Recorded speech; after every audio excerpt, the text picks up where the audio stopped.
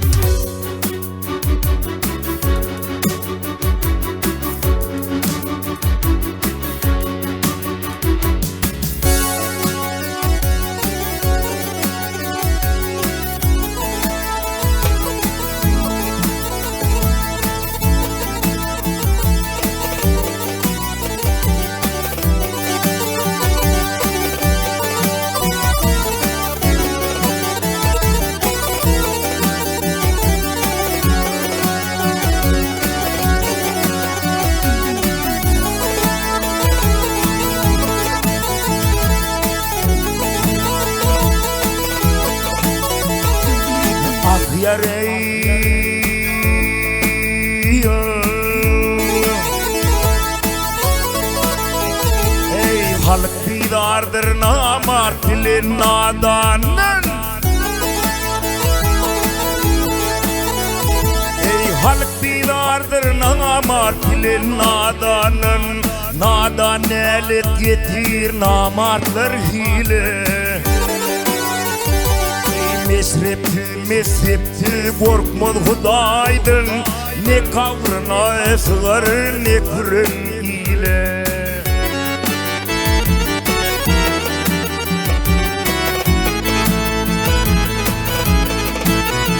Hey geçtiğini gördüm deyip and içer. Hey geçtiğini gördüm deyip and içer. Haram tapsa yer halalın kaçar.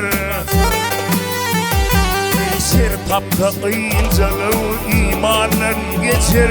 Dost yarını satır bir karışaya.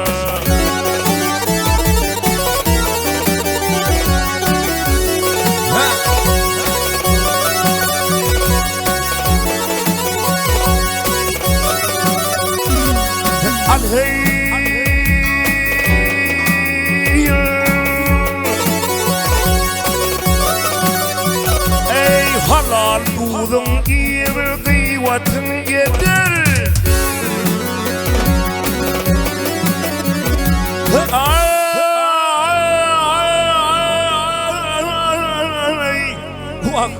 Halal dudun gibi kıyvatın yeter. Zannı yaman ırzına tesidir. Ay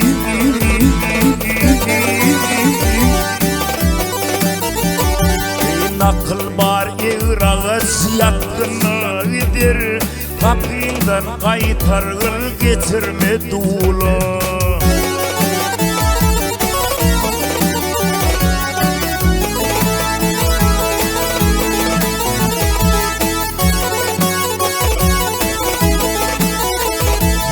Mollafi köpelli arsal yapıllı. Hey mollafi köpelli arsal yapıllı. Lütsekli anan jeti köpelli görüm tilki turup sire topulli arflan görüp hayran al bu hala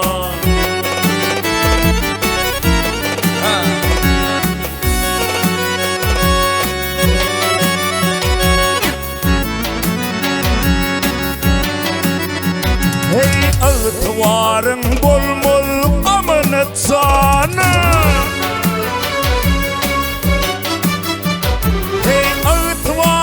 yoktur amanet sana acal baray vardır gidaya payına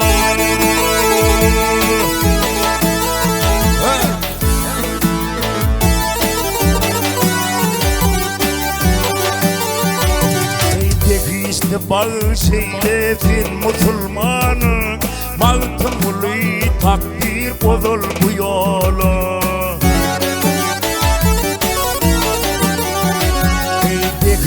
bağışeyle fin musulmanı nefiste bağışeyle fin musulmanı baktım ulu takdir olur bu yolu nadan elit yetin amartlar